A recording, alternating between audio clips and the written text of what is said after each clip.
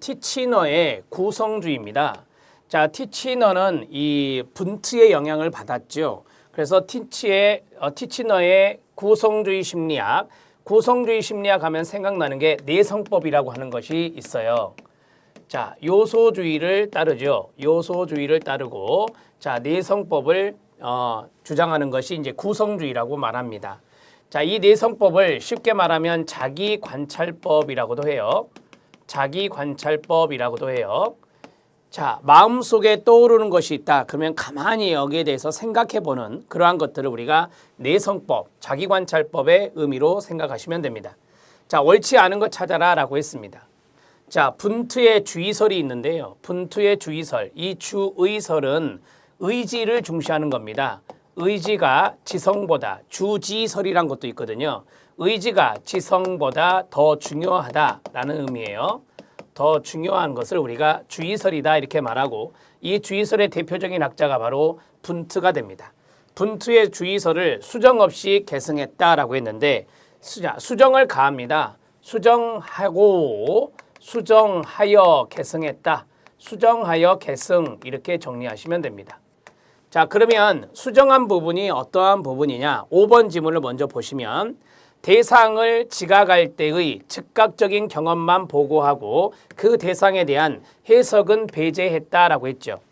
이 티치너는 즉각적 경험만 보고를 하고 그 다음에 그 대상에 대한 해석을 배제한 것을 우리가 티치너의 구성주의의 가장 큰 특징이라고 말할 수 있는데요.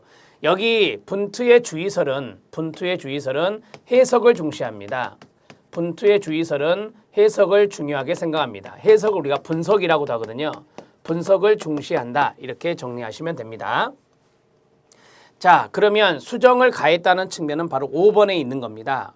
이 티치너의 구성주의 심리학은 어떠한 대상을 지각을 할 때 즉각적인 경험만 보고를 하고 그 대상에 대한 해석은 배제했다는 측면, 이게 이제 수정해서 계승한 부분이라고 정리하시면 될 것 같습니다.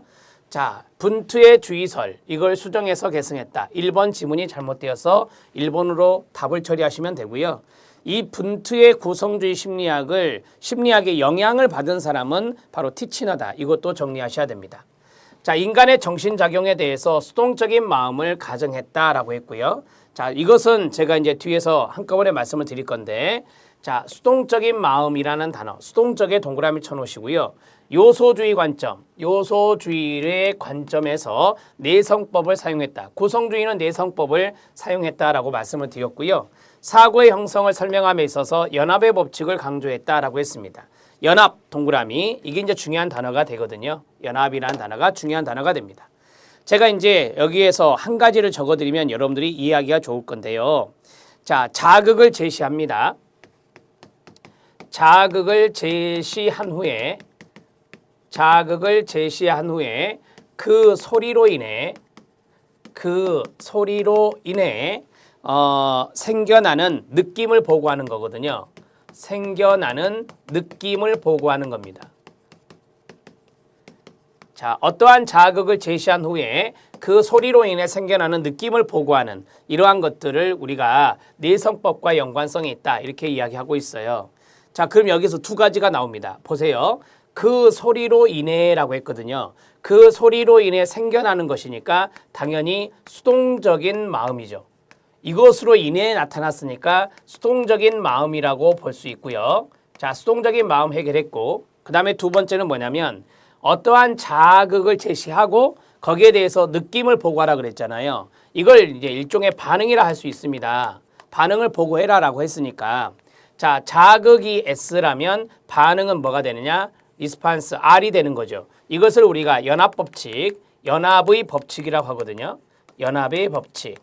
그러니까 이 지문을 써놓고 두 가지를 해결하면 돼요. 이 지문에서 수동적인 마음이 읽어지고요. 그 다음에 자극과 반응이라고 하는 연합의 법칙을 알 수 있는 대목입니다. 그러면 2번 지문과 4번 지문이 해결됐습니다. 답은 몇 번입니까? 1번이 답이다. 자, 2번 문제도 쉽지 않습니다. 2번 문제 별표 쳐주시고요. 티치너의 구성주의 심리학의 문제였습니다. 자, 이제 3번 문제 들어갑니다. 자, 3번 문제는 다음의 학습 이론가들이 공통적으로 채택한 심리학적 패러다임은 무엇이냐라고 했습니다. 자, 손다이크 나왔고요. 손다이크는 도구적 조건화라고 합니다. 도구적 조건화라고 하고, 스키너는 조작적 조건화라고 합니다. 조작적 조건화라고 하고, 그 다음에 이 헐이라는 학자는 신행동주의 이론을 제시한 학자죠. 자, 욕구의 감소라고 하는 추동 감소, 이것을 중요하게 생각한 사람이 바로 헐이다. 이렇게 정리하시면 됩니다.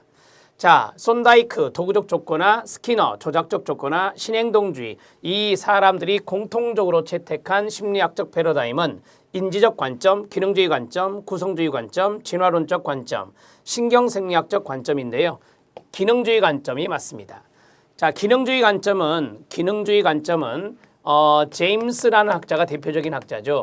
윌리엄 제임스라는 학자가 대표적인 학자입니다.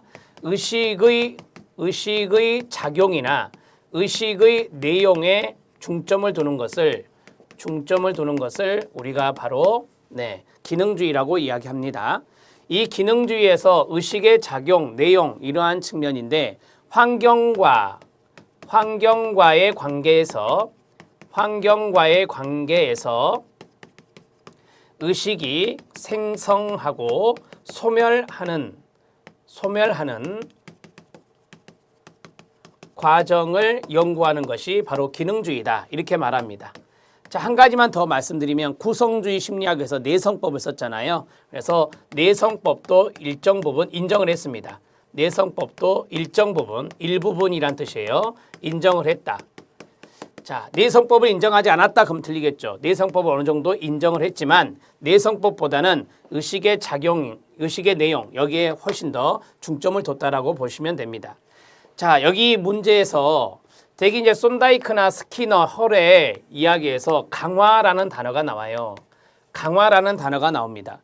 강화라고 하는 것은 어떤 환경과의 관계에서 행동하는 것이거든요. 그래서 환경과의 관계에서 의식이 생성되고 소멸되는 과정, 이런 것들이 바로 강화의 원리로 설명이 될 수 있거든요.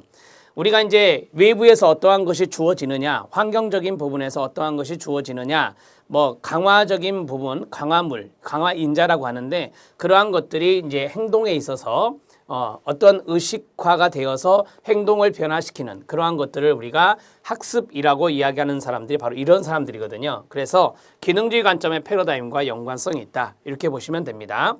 자, 이 내용은 여러분 교재에 있는 해설, 그 내용을 조금 더 참고해 주시면 도움이 될 것 같습니다. 3번의 답을 2번으로 처리하시면 됩니다.